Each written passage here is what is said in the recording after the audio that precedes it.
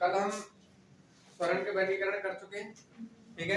आज स्वरण के वर्गीकरण पे आगे लिखेंगे और आज हम लिखेंगे स्वर को दूसरे जो वर्ण है, वर्ण दो भागों में बांटे हैं, स्वर और व्यंजन। आज हम दूसरे भाग लिखेंगे व्यंजन, हेडिंग डालो व्यंजन।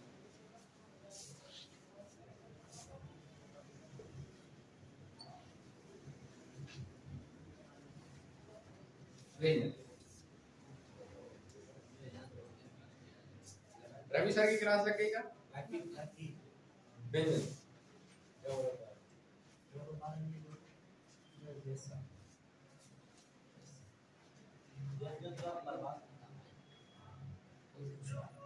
व्यंजन में पहले एक लाइन लिखो, वे वर्ण वे वर्ण वे वर्ण जिन्हें उच्चारण के लिए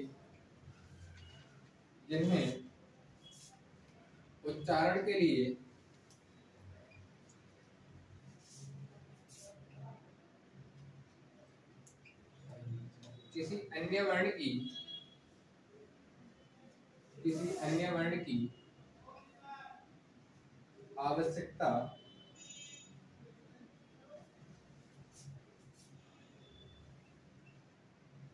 होती है, अर्थात किसी अन्य वर्ण पर आश्रित होते हैं।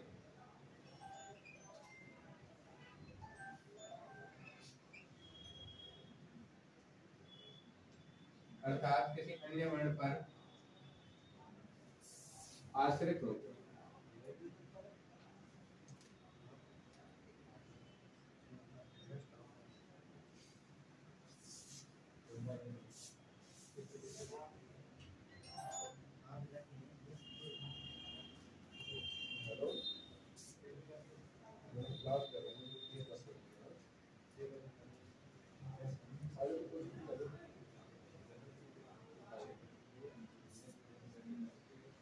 ठीक है भैया, उन सभी का आगे हम व्यंजन के या को मतलब अभी हम दूसरी एक चीज छिपी है कि वो वर्ण कौन से हैं जिस पे आश्रित रेखा है,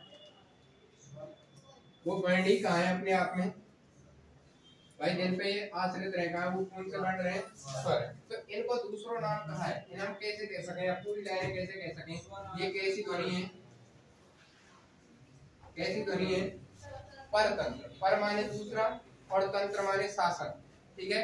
ये तो जहाँ दूसरे को शासन हो बातें काके हम परतंत्र, और स्वतंत्र स्वयं माने स्वयं को, तंत्र माने रे शासन। जब हम स्वयं को शासन रे बातें काके हम स्वतंत्र, तो हम कहते हैं कि परतंत्र वर्ण कौन से है भैया? व्यंजन वर्ण। या फिर हम इनके कहते हैं पराधीन, ठीक है। पर प्लस अधीन, पर माने दूसरा और अधीन मतलब नियंत्रण में रहना। अगर हम दूसरे के नियंत्रण में तो उस व्यक्ति को क्या कहते हैं? हम पराधीन। क्यों दूसरे के नियंत्रण में? कौन के नियंत्रण में? ये स्वरण के। क्यों? क्योंकि ये कभी भी स्वतंत्र रूप में प्रयोग ना आ सके, स्वतंत्र रूप में प्रयोग ना आ सके, इसी कारण इन्हें काय नाम दे जाने, ठीक है, नाम इन्हें याद रखो। उनते काके स्वरण से हम स्वतंत्र और स्वाधीन। समझ में आ गई? अब थोड़ा सा नोट डाल के दूसरी देखो, देखो अलंत लगे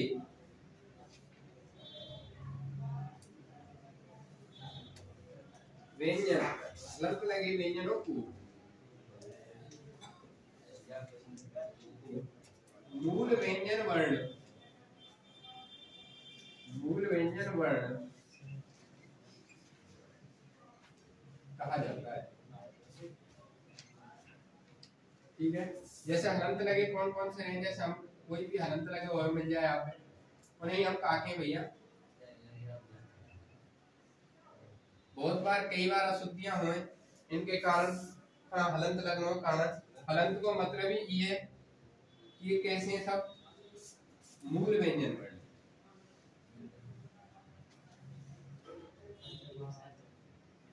ठीक है। देखो दूसरी लाइन लिखनी है हमें कि स्वरयुक्त व्यंजन वर्णों को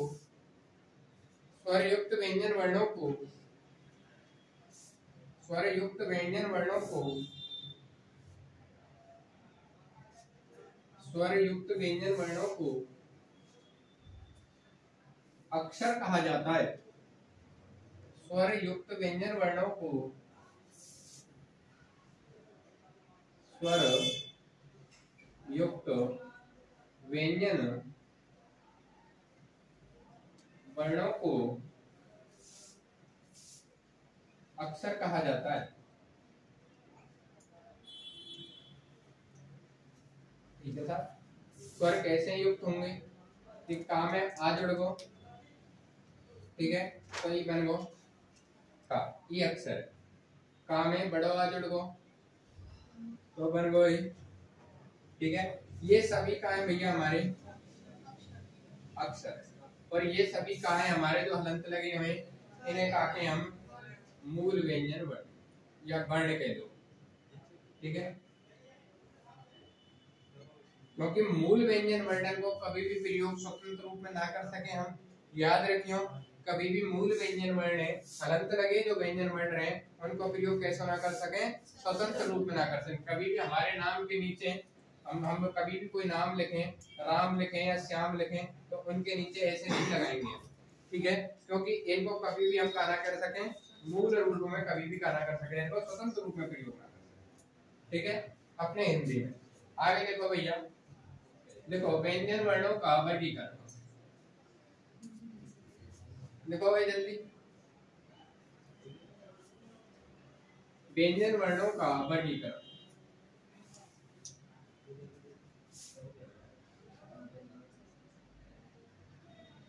व्यंजन वर्णों का वर्गीकरण दो आधार लिखिए भैया,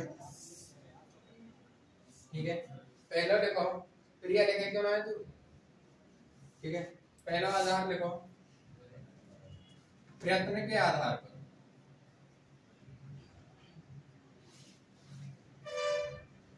प्रयत्न सही लिखा होगा मैंने, गलत है साहब, वो नाम सही है। प्रयत्न के आधार पर, ठीक है। अगलो उच्चारण स्थान के आधार पर,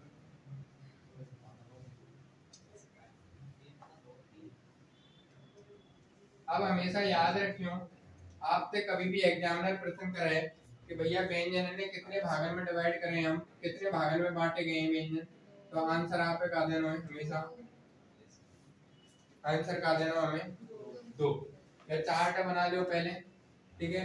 अब आपसे पूछे कि प्रयत्न के आधार पे कितने हैं, तो 2 कौन कौन से हैं, ठीक है। 2 कौन कौन से हैं भैया, एक है घोष के आधार पर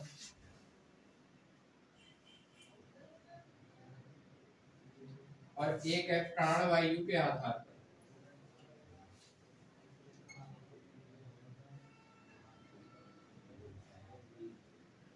ठीक है।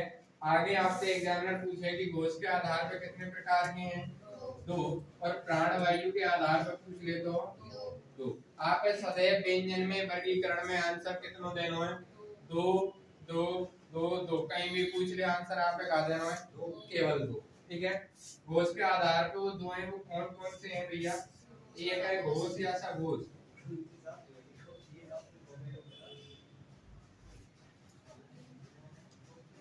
घोष या सघोष, और दूसरा है अघोष, ठीक है। ये 2 हैं, ये 2 कौन कौन से हैं भाई, ठीक है। एक लिखेंगे अल्प प्राण और एक लिखेंगे महाप्राण व्यंजन पर या महाप्राण, ठीक है।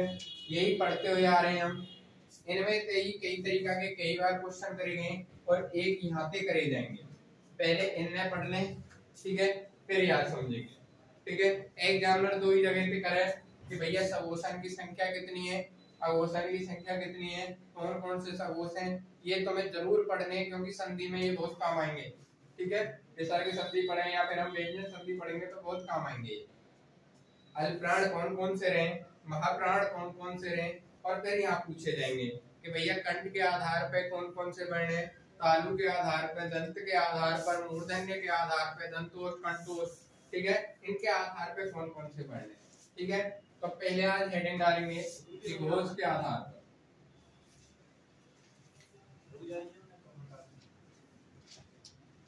या तुलनात्मक सभी बता दूं, मैं यही बता दूं, वहां पे एक ही बता दूं कि ये चारों की चारों कैसे हैं। देखो हमेशा एक चीज याद रखो, पहले हेडिंग डालो, यहाँ लिखो, तो फिर हेडिंग डालो प्रश्न के आधार पर।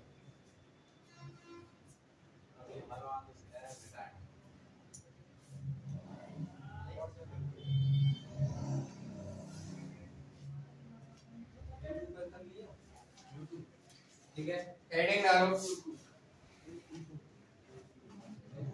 प्रश्न के आधार पर। कितने प्रकार में बांटे हुए हो भैया? दो। आंसर सदैव का देना हमें दो, ठीक है। कौन कौन से हैं? एक तो घोष, ठीक है, हमेशा याद रखियो, घोष से हम कई कहेंगे नाम के जाने, नाद कहें, नाद मतलब आवाज, कंपन भी बोलते हैं, ठीक है, और ध्वनि भी बोलते हैं। ई को काई अर्थ है भैया, काई या को अर्थ, ठीक है। एक है कहा प्राणवायु, प्राणवायु का मतलब कहा जो हमारे शरीर से जो हवा बाहर निकल रही है वह के आधार पर। कितने भागों में बांटे गए हैं दोनों? दो। ये कितने भागों में बांटे गए हैं? दो। यहाँ तक तो तुम्हें कोई समस्या आनी नहीं चाहिए, कैसे भी प्रश्न पूछ ले, वर्गीकरण कैसो भी पूछ ले, आप आंसर का देना दो, ठीक है।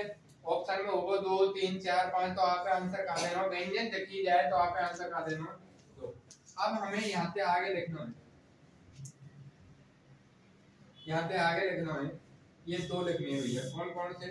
अब देखो मैं तुमसे कल एक चीज बता रहा हूँ कि आप लिखना और पढ़ना सही तरह से समझो। कल मैंने बताई कि कैसे लिखेंगे, कि समृद्ध, विव्रत, अर्ध समृद्ध कैसे लिखोगे, ठीक है। तो मैंने कल बताई कि तुम्हें पहले समृद्ध लिखना है, फिर अर्ध समृद्ध लिखना, फिर विव्रत लिखना, फिर अर्ध विव्रत लिखना। ऐसे ही इन्हें लिखने को क्रम याद रखेगा भाई। पहले कहा है सदैव, पहले सगोस आवे या अगोस आवे, ठीक है।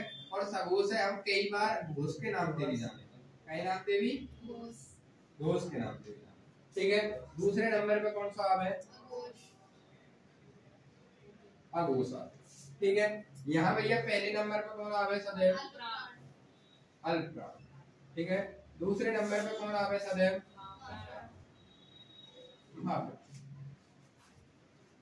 यहाँ में, ठीक है। अब हमें, तुमने इतना तो पढ़े हुए कि हमारे जो व्यंजन है उनके कितने वर्ग रहे? कितने वर्ग रहे भैया हमारे वर्णन के? 5 रहे। का वर्ग, चा वर्ग, टा वर्ग, ता वर्ग और पा वर्ग। और 5 वर्गन के सदस्य कितने हैं परिवार के? टोटल 5 गुणा 5 कितने हैं? 25। यानी साहब व्यंजन टोटल रहे कितने हैं? व्यंजन वर्ण टोटल कितने रहे? मूल व्यंजन वर्ण, थोड़ा वो लिख लीजिए ऊपर, मूल व्यंजन वर्णन की संख्या कितनी रही? 33। 33 में से 25 तो यही है, बचे कितने हैं? 8। कितने बचे हैं? 8, जिनमें से 4 ऊष्मीय रहे और 4 का रहे हमारे अंतस्थ रहे, ठीक है। अंत ऊष्मीय कौन से रहे आगे बताऊंगा। ऊष्मीय 3 और सा और हा, ठीक है। और अंतस्थ कौन से रहे? या, ठीक है, या, रा, ला और वा, ये चारों का है अंतस्थ। अब देखो हमें लिखने का है, हमने ऐसे लिखो सघोष, अघोष, अल्पप्राण, महाप्राण। अब मुझे एक बात बताओ कि जो हमेशा याद रखो, कैसे याद रखोगे कि साहब जो भी वर्ग है, वर्ग में कितने सदस्य हैं? 5 सदस्य हैं। प्रत्येक वर्ग के 5 सदस्य में से 3 सदस्य पहले में जाएंगे और 2 सदस्य लास्ट वाले में जाएंगे। 3 सदस्य पहले में जाएंगे और 2 सदस्य कहीं में जाएंगे? लास्ट वाले में जाएंगे, ठीक है। कितने सदस्य जाएंगे? 3। प्रत्येक वर्ग के कितने सदस्य हैं?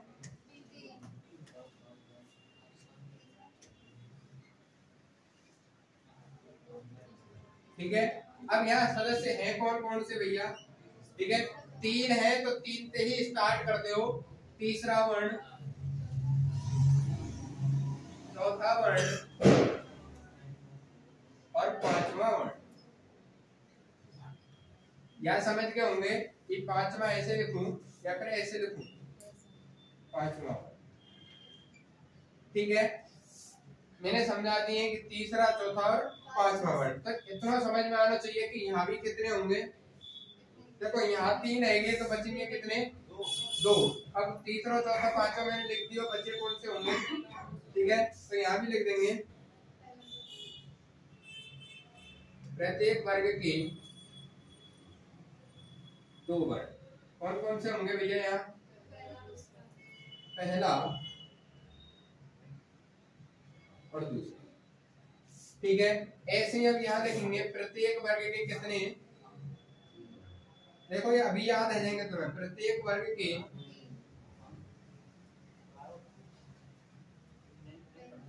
3 वर्ण। ठीक है, अब हमेशा यहाँ में याद रखना हो तुम्हें, यहाँ में सदैव इतना याद रखियो, जब भी अल्प की बात कर दें तो आप 3 वर्ण वो रहने हैं जो विषम नंबर पे आते हैं। ठीक है, आगे और बता दूंगा, जो विषम संख्या पे आते हो तो 1 से 5 के बीच में कौन कौन से विषम संख्या पे आवे, तो पहला वर्ण, तीसरा वर्ण और पांचवा। देखो कछु चीज कॉमन मिल रही है क्या तुम्हें यहाँ में। ठीक है, तीसरा और पांचवा तो है ही हमें, तीसरा पांचवा यही में, बस एक ही तो पढ़ने की जरूरत पड़ रही है तुम्हें। ऐसा पहला और सेम ही है सब चीज, मैं सेम ही बता के चल रहा हूँ तुम्हें, यही नहीं है यहाँ से यहाँ सेम तुलना कर रहा हूँ। और यहाँ महाप्राण बचेंगे कितने, प्रत्येक वर्ग के 2 वर्ग। ठीक है, कौन कौन से भैया, दूसरा और, देखो एक कॉमन होगा। ठीक है, एक ही बदले। ठीक है, बस इतना अंतर है कि साहब जब भी सगोश करेंगे तो सगोश में 3, 4, 5 है, और अल्पप्राण करेंगे तो 1, 3, 5। ठीक है, अब हमें कहा याद रखना है, ये टोटल कितने आ जाएंगे भैया, अगर एक परिवार के 3 हैं और 5 परिवार के टोटल कितने आ जाएंगे, 3 गुणा 5, टोटल कितने आ जाएंगे 15। तो यही है, ठीक है, 15 तो कौन से है, ये है। आगे बचे कौन से हैं, अभी आगे ये भी तो बचे हैं, ऊष्मीय और अंतस्थ। ठीक है, ऊष्मीय कौन कौन से हैं,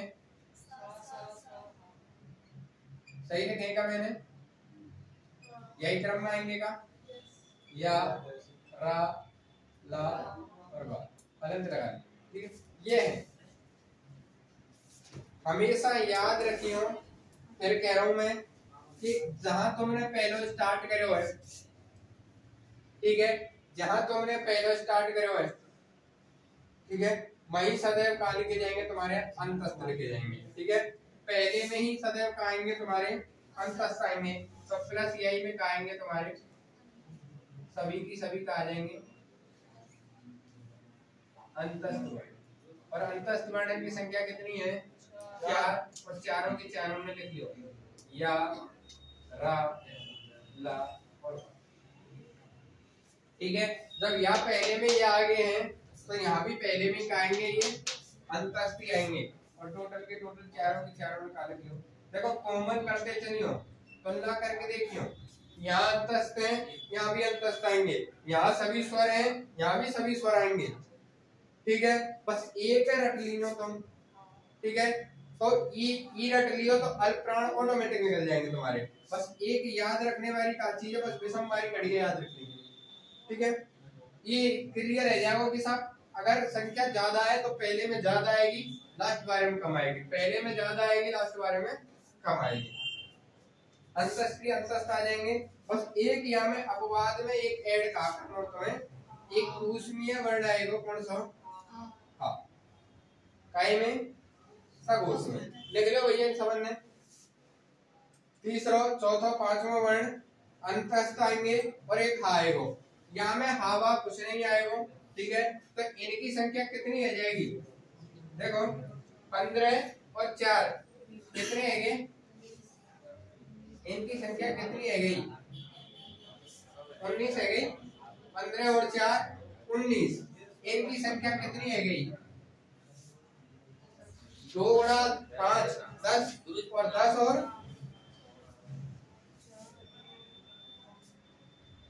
हाँ 10 और 4 14। 14 में कौन आएंगे? 4 कौन आएंगे भैया? प्लस 4 आएंगे उसमें। ठीक है, उसमें कौन कौन से आएंगे? ठीक है, यहाँ पर 3 सा आएंगे क्योंकि वो हा कहाँ निकल जाएगा। और अब इनकी संख्या टोटल कितनी हो जाएगी? ठीक है, एक बार लिख लो, एक बार जल्दी लिख लो। मैं फिर तुम्हें याद कराऊंगा, रटाऊंगा। और रटने वाली ऐसी कोई चीज खास है ना यहाँ में? बस इतना याद रखो कि सगोश में 3 आएंगे, अल्पप्राण में 3 आएंगे, अघोष में 2 आएंगे, अल्पप्राण में महाप्राण में 2 आएंगे। पहले में 3 से स्टार्ट करेंगे और 2 पे छोड़ देंगे। 3 2 3 2 3 2 3 2। ठीक है, जहां साहब सगोश आएगा, जहां 3 आएंगे वहीं का आएंगे सदैव अंतस्थ आएंगे, वहीं सदैव का आएंगे अंतस्थ आएंगे। अंतस्थ यहाँ बचाओ का साहब 2 भाग में बट रहा हूं, ऊष्मीय और अंतस्थ। तो ऊष्मीय काय में चले जाएंगे दूसरे बारे में, समझ में आई? ऊष्मीय काय में चले जाएंगे दूसरे बारे में। पर सगोश और अघोष में एक तुलना याद रखियो, जो हाय हमारा वो सदैव काय में आएगा? सगोश में आएगा। या इंपोर्टेंट कर लीजिए। ठीक है, हाथ आएगा। इनकी टोटल संख्या कितनी है गई? 15 और 4 19 और 1 20। ठीक है, टोटल कितनी है गई? 20 है गई। ठीक है, अब नोट डाल के नीचे लिखो, नोट डाल के लिखो, नोट डाल के नीचे लिखो क्या में राइट साइड में जाके नीचे लिखियो कि सभी स्वर सगोश वर्ण होते हैं। सभी स्वर सगोश वर्ण होते हैं। और यहाँ में लिखियो सभी स्वर अल्प प्राण वर्ण होते हैं। सभी स्वर अल्प प्राण वर्ण होते हैं। सभी स्वर सगोश वर्ण होते हैं और दूसरे में लिखियो सभी स्वर अल्पप्राण वर्ण होते हैं। ठीक है, अब 2-3 तरीका के क्वेश्चन है, और 2-3 तरीका के क्वेश्चन हमने नीचे लिखो भाई। ठीक है, कैसे लिखना है? मैं आपसे क्वेश्चन करूं भैया कि हिंदी में कैसा भैया कि हिंदी भाषा में ठीक है सगोश व्यंजन वर्णों की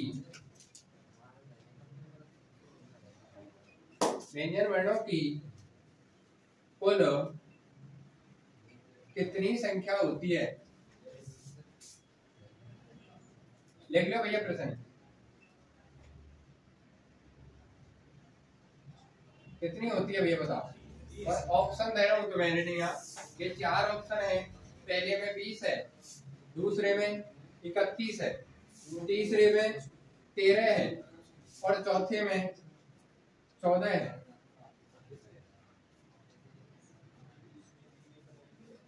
ये 4 ऑप्शन डाल दिए मैंने। अभी आप बताइए वो आंसर क्या है? हाँ, महाप्राण में 14 कैसे हैं? महाप्राण में 14 वर्ण कैसे हैं? 4 उसमें है। 4 उसमें कौन से हैं? सा और हा। हाँ, यहाँ में आएगा, वहाँ में बस, हाँ वहाँ में सगोश में आएगा, यहाँ में आ जाएगा, यहाँ नहीं हटेगा। हाँ भाई, आंसर कहाँ है आपको? ठीक है, आंसर अब भी बहुत से को कहा जा रहा है आपको। ठीक है, पर यहाँ का आंसर 31 नहीं है। यहाँ का आंसर कहाँ है?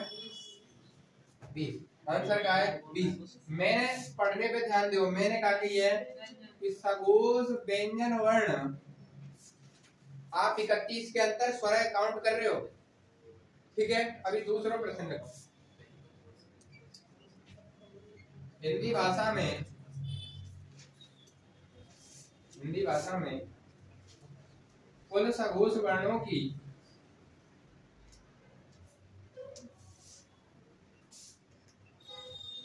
कितनी संख्या होती है? कितनी संख्या होती है? अब ये दोबारा तो यही ऑप्शन है भाई, 20 31 30 और 14। अब यहाँ कौन सा? कौन जा रहा हो? देखो कि भैया हमारे तीन तीन तो वर्ग के काउंट कर लीजिए, तीन तीन तो वर्ग के तो कितने हैगे 15 और 4 आए अंतस्थ के तो कितने हैगे 19 और एक मिलो हमें कहा हमारा खा तो टोटल कितने हैगे 20 और 11 कहा मिल गए हमें हमारे स्वर, तो इनकी टोटल संख्या कितनी है गई 31। ठीक है, अब इन दोनों लाइनर में कोई अंतर है क्या? ठीक है, बस ई खेल है भैया, है ना। वहां एक एग्जामिनर तुमने इतना सही घुमाएगो सगोश में, यहाँ व्यंजन वर्ण के बीच में व्यंजन दे दियो खाली, और यहाँ कहा दे दियो सगोश वर्ण। जब सगोश वर्ण पूछ लियो जाए तो स्वर और व्यंजन दोनों काउंट कर लो है, और जब खाली व्यंजन पूछो जाए, ठीक है, वो पूछ ले कि सगोश स्वरों की संख्या, सगोश स्वर वर्णों की संख्या तो कितनी होगी, तो कितनी होगी, समझ में आई? एग्जामिनर थोड़ा सा भाषा के आधार पर तुम घुमाओ, ठीक है, तुम सतर्क रहियो पूछनो का चाहो, ठीक है। तो दोनों लिख लिया का प्रश्न, ठीक है। अगला ऐसे ही लिखेंगे हम अल्प प्राण और महाप्राण के बारे में, ठीक है। ऐसे ही प्रश्न वहां है वो भाषा में अल्प प्राण व्यंजन वर्णों की कुल संख्या 20, 31, 30 और 14, और क्या ऑप्शन है एक और चेंज करो,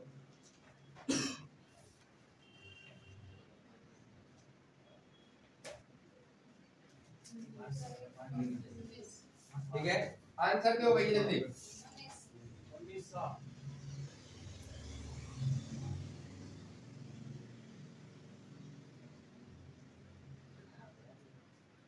और यहाँ आंसर दो भाई,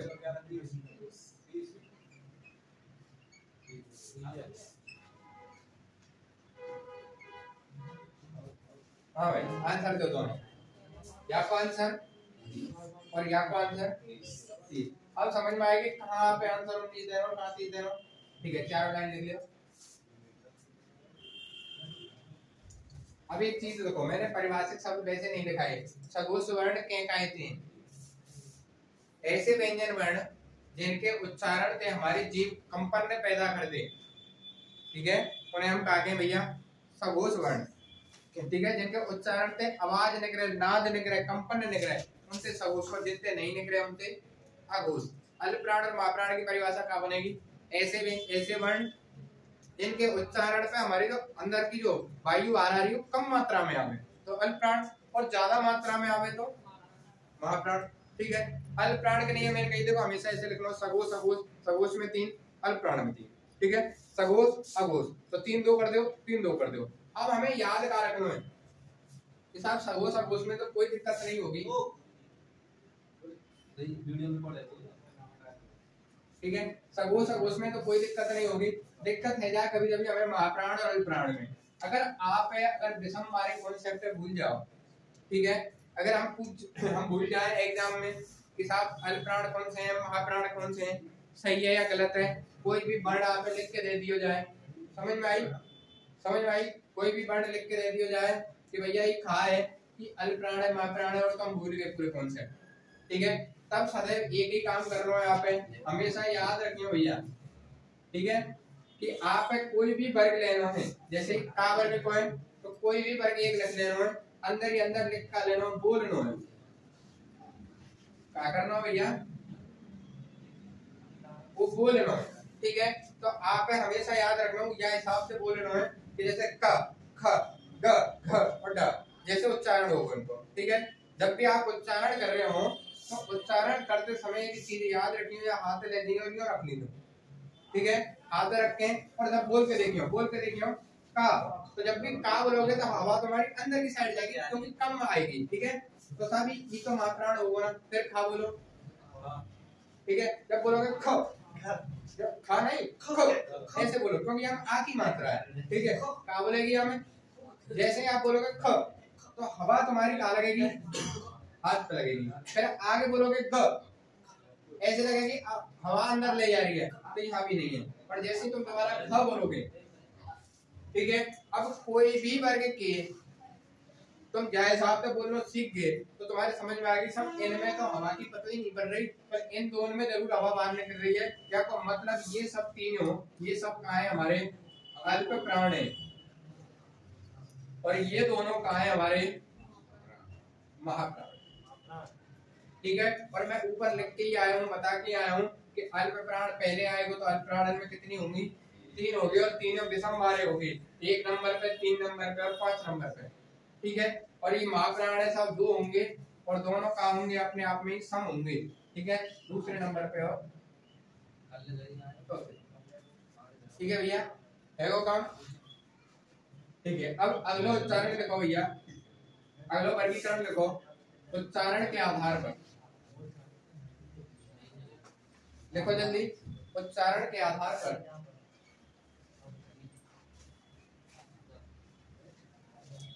उच्चारण के आधार पर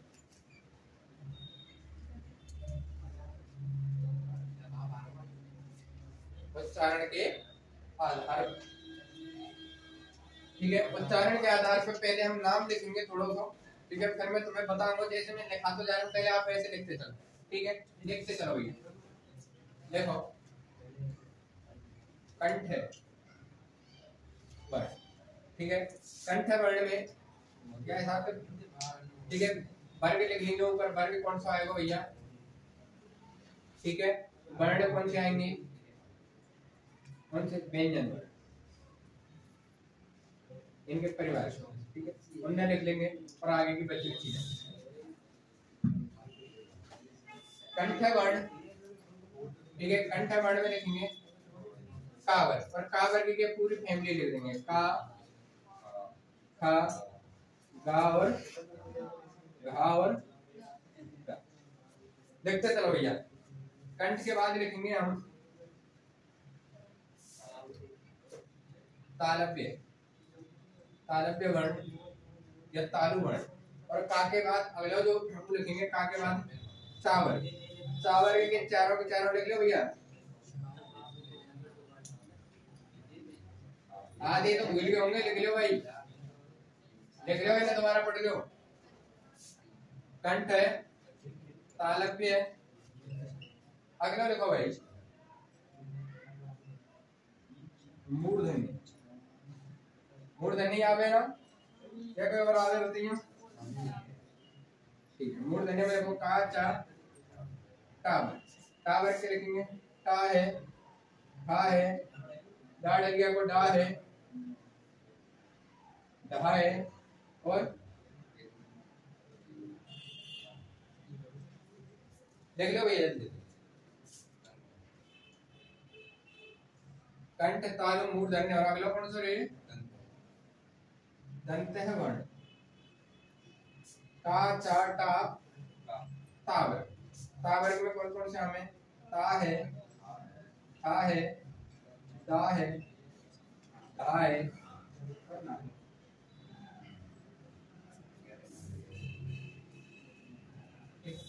अगला कौन सा लिखेंगे भाई, कंठ, तालु, मूर्धन्य, दंत और कोष्ठ। ठीक है, कौन सा वर्ग बच्चों भैया, 5 बार होंगे, 5 का, चा, टा, ता और पावर। पावर के लिखो भाई, पा,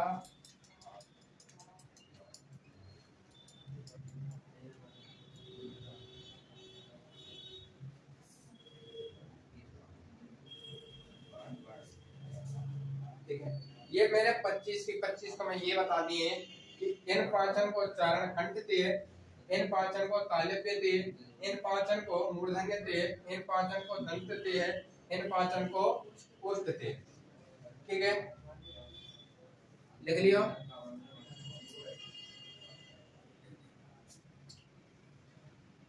हाँ, अभी 2 और रह गए हमारे, एक रह गो इधर अंतस्थ।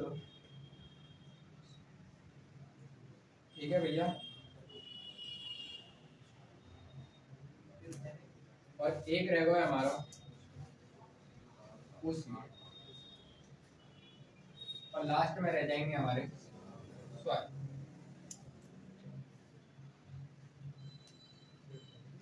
और लास्ट में रह जाएंगे हमारे स्वर और अयोग।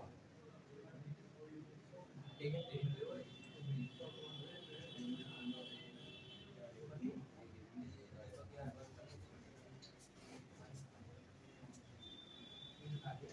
देखो पहले लिख लो फिर मैं तुम्हें याद कराऊंगा। ठीक है, लिख लिया ये।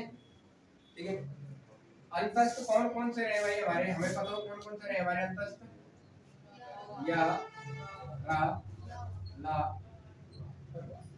ये चार है हमारे अंतस्थ। और पूछिए कौन कौन से रहे भैया, सा, सा, सा, ये चार रहे।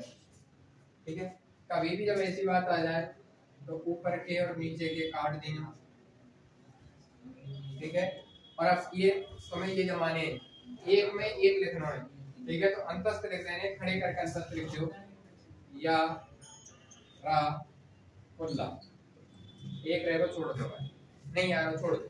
ठीक है, खड़े करके सा लिख दो, सा, सा और सा। ठीक है, अब यहाँ में बच्चों कौन सा था, यहाँ बा बच गए और यहाँ कोई दिक्कत ना भी। ठीक है, हमें 25 ये लिख गए, 26, 27, 28, 29, 30, 31 लिख लिए व्यंजन। ठीक है, 31 व्यंजन लिख लिए। ठीक है, 33 ही तो है, इन दोनों से याद कर लेंगे। अब ये याद कैसे होंगे, ठीक है, पहले तो लिख लिया आपने। ठीक है, और स्वर्ण और लिख लो पहले एक बार, फिर सब एक साथ बताऊंगा। स्वर्ण के दो स्वर्ण को जोड़ा लेते चलो भाई। पहले दो ने लिखो आ और आ, बाकी बाद दो ने लिखो ई और ई।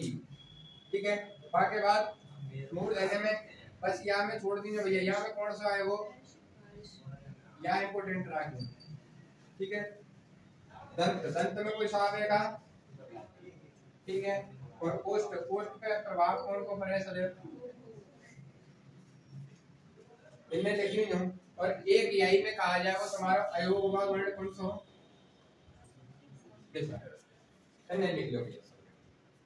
अब ये याद कैसे होंगे, समस्या तो ये है शुभम, याद कैसे होंगे हैं, अगले साल होगा विकास, याद कैसे करे जाएंगे, ऐसे करे जाएंगे पेपर में तो भूल जाओ कौन सा कहाँ है कैसे है, नहीं भूले वो। चलो लिख लिया भाई। अब याद करो जैसे मैं बोल रहा हूँ, एक चीज बताओ आप, हमारी ई कौन सी चीज है, कंठ है ना, कंठ से जस्ट ऊपर चलना, क्या करना है, ऊपर चलना। अब एक चीज बता, जो हमारा कंठ है, देखो मैं एक एक चीज बताता जा रहा हूँ क्लियर करके। ठीक है, कि जो हमारा कंठ है, जो ये कंठ है, ठीक है, कंठ क्या चीज से जुड़े रेखा है, हमारी जीभ ऊपर जो टच करे का बात है, काफी हम जो ई जीभ ऊपर लगे ना, और यही को भाग दो कंठ भाई, जो ऊपर जो पीछे से लग रही है जहाँ पे जीभ टच कर रही है, यही को भाग दो है। तो यहाँ को मतलब था कंठ काय से जुड़े हुए हो हमारा। दूसरे नंबर पे कौन है, तालु है ना। ठीक है, अब ये देखो जो ये तालु है, ये ऊपर भी है और नीचे भी है। ठीक है, इन तालुओं पे का लगे हो रहे हैं, दांत लगे रहे हैं, मसूड़े लगे रहे हैं, बताओ भाई, दांत लगे रहे हैं मसूड़े, सब दांत पे लगे हो रहे हैं मसूड़े, और इन मसूड़े पे का लगे रहे हैं। ठीक है, अब दोबारा से सोचो, ये का है कंठ, कंठ काय से जुड़े हो रहे हैं, तालु से, तालु में का लगे रहे, मसूड़े, का लगे रहे मसूड़े, मूर्धन्य से मसूड़े बोले, का लगे रहे मसूड़े, और मसूड़े में का लगे रहे दांत। ठीक है, दोबारा से क्रम बोलो, साहब पहले कंठ है, फिर है तालु, फिर है मूर्धन्य मतलब मसूड़े, और फिर है हमारा दांत। हिंदी में बोलो, शुद्ध बोलो कि साहब कैसे हमारे, कि साहब पहले का हमारा कंठ है, फिर तालु है, फिर मसूड़े हैं, और फिर, क्योंकि कोई ऐसा ना हो जो मूर्धन्य है मसूड़ो नहीं समझे, समझ में आया, मूर्धन्य को मतलब ही का है हमारा मसूड़ो। या क्रम याद रख लोगे कैसे, कंठ है, तालु, मूर्धन्य और दंत, ये चार तो याद रख लेंगे। और जब दांतन ने जो चीज ढक के रखे है तुम्हारे, ठीक है, दांतन ने जो ढक के रखे, अगर ये नहीं होते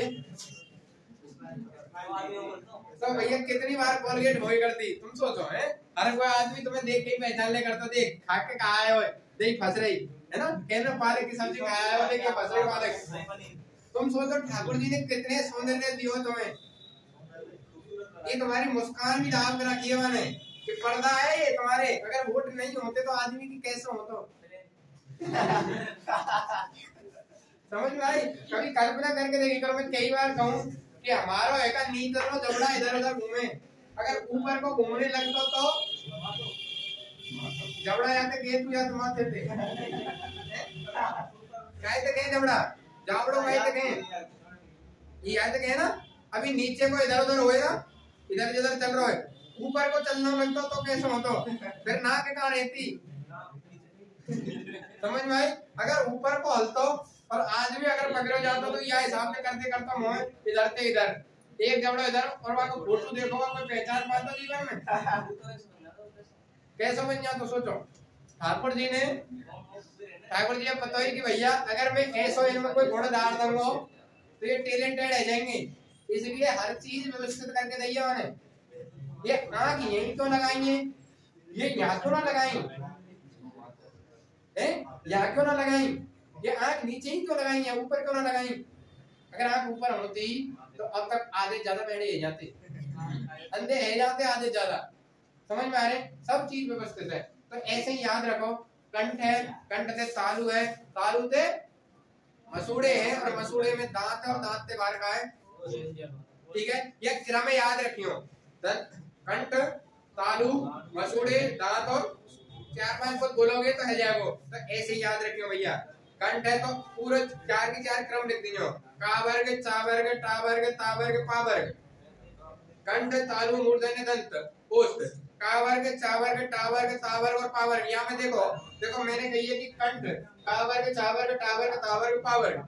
अब हमें इतना तो पता होना चाहिए कि का वर्ग में कौन से आम है, चा वर्ग में कौन से आम है, टा वर्ग में कौन से आम है, ता वर्ग में कौन से आम है और पा वर्ग में कौन से आम है। समझ में आई? एक बार दोबारा से कॉन्सेप्ट देखो कि कंठ तालु मूर्धन्य दंत ओष्ठ, का चा टा ता पा, का चा टा ता पा, ये है गए अब तक याद। ठीक है, अगर आपका ये क्रम से याद है तो आपका ये भी क्रम से लिख देना। समझ में आई? यह क्रम से लिख लोगे तो ये 25 की 25 तुम्हारे याद है। अब तुम्हें याद क्या करना है, अंतस्थ और ऊष्मीय हमेशा याद रखियो। कंठ तालु मूर्धन्य दंत ओष्ठ, कंठ तालु मूर्धन्य या फिर कंठ तालु मूर्धन्य दंत ओष्ठ। हाथ में 5 है, कंठ तालु मूर्धन्य दंत ओष्ठ, का चा टा ता और पा। यह हिसाब से याद रख लीजिए, 2 ने दबा लीजिए छोटे छोटे ने और 3 पे रख दीजिए, या रा ला सा सा सा, या रा ला सा सा सा है कि तुम्हारे 2 ने छोटे ने दबा लीजिए 3 पे रख दीजिए। तो कंठ के बाद यहाँ का आएगा तालु, तो यह आएगा मूर्धन्य और दंत, क्या का मतलब 3 लिख दिया था, 11 लाख सा सा सा, ये भी है कि ठीक है। अब आगे आओ, अब बचे ये तुम्हारे। ठीक है, तो सदैव याद रखिए जाते हम कंठ से स्टार्ट करेंगे वहीं से हम अपने स्वरण नहीं याद करेंगे, 2-2 को जोड़ा उठाएंगे, कंठ साहब पहले आएगा तो 2 स्वर पहले आ जाएंगे। ठीक है, कंठ के बाद तालु आएगा तो 2 स्वर बाद में आ जाएंगे। ठीक है, अब हमें याद ही रखना है सबसे इम्पोर्टेंट ये है कि कैसे याद रखो। तो हमेशा याद रखो जब भी मसूड़े में दर्द हो,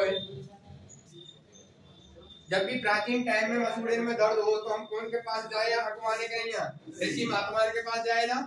ठीक है, जब भी मसूड़े में दर्द होगा हो, जब भी मुंह में दर्द होगा हो तो हमें हकवाने कौन के पास जाए, सही करवाने के जाए ना। अब भी तुमने देखा होगा डाढ़ में दर्द है रो साहब हम मंत्र फूकने के जाए, तो हमेशा याद रखियो रहते ऋषि और रहते काय में दर्द हो साहब ऋषि के पास कब जाएंगे, मसूड़े में दर्द, तो रह ऋषि काय से संबंधित होगा सीधा की सीधा मसूड़े थे और मूर्धन्य।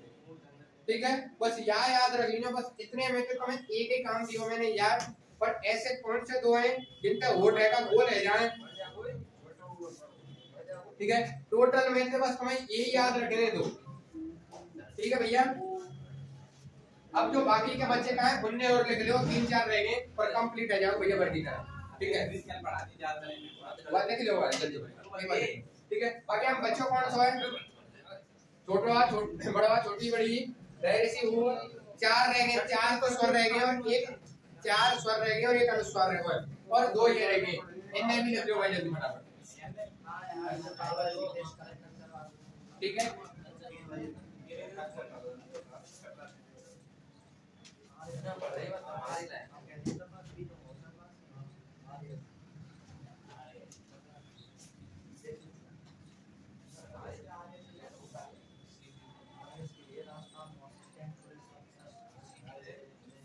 ठीक है।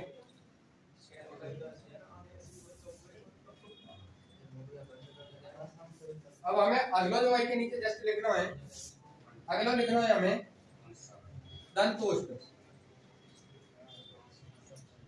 और दंतोष्ठ पे कौन सा वर्ड बोलो जाए हमारा, कौन सा वर्ड बोलो जाए, बा वर्ड। इंपोर्टेंट कर लीजिए, कई बार एग्जाम में ये जो बच्चे हो बाय ये कहां से बोलो जाए, दंतोष्ठ थे। ठीक है भैया, कहां से बोलो जाए, दंतोष्ठ थे। अब बच्चों हमारा का हा, और हा कहां से बोलो जाए भैया, स्वर यंत्र कह लो या काकल्य ध्वनिया बोल लो, या फिर अलही ये भ्या वर्ड बोल लो। ठीक है, ये जो है कंठ है, कंठ के अंदर से बोलो जाए। ठीक है, जब इन तीनों में से कसना हो तब आप यहाँ को काम आंसर दे दिए हो, समझ में आई। इन तीनों में से कोई सुना हो तब आप हाफ का आंसर का देना है, कंठ देना। ठीक है, ये है भैया तुम्हारे ये सबरे के सबरे व्यंजन। अब बच्चे कहाँ हैं, अब बच्चे कहाँ हैं, ये चार स्वर और बच्चे इनने और लिख लो, ये आ, ये दो और ये दो। अब हमें वो एक बात बताओ, यहाँ को निर्माण कैसे हो है, ठीक है, और यहाँ को निर्माण कैसे हो है। ठीक है, अब यह आ का उच्चारण स्थान कहाँ है, कंठ, और ई का उच्चारण स्थान तालु। तो ये दोनों बातें बोले जाएंगे कंठ तालव्य थे, दोनों ने जोड़ दो कंठ तालव्य। और कौन कौन से बोले जाएंगे, क्यों बोले जाएंगे साहब, लिख लीजिए, आ प्लस ई, कंठ और ई, और दोनों जोड़ के बन गए का कंठ ताल। ठीक है, अब अगला तो मैं लिख रहा हूँ भैया, अगले का नाम का आपको बता भैया, ये कंठ थे और ये उष्ट थे, तो कहा है वो,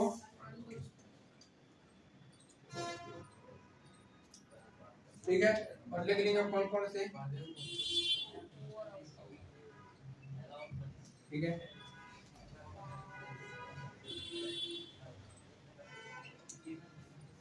ठीक है, कंठ थे और ऊपर कहां बोले, उष्ट थे, कंठोष्ठ थे, और ये है वो साहब तुम्हारा व्यंजन को वर्गीकरण। ठीक है भैया।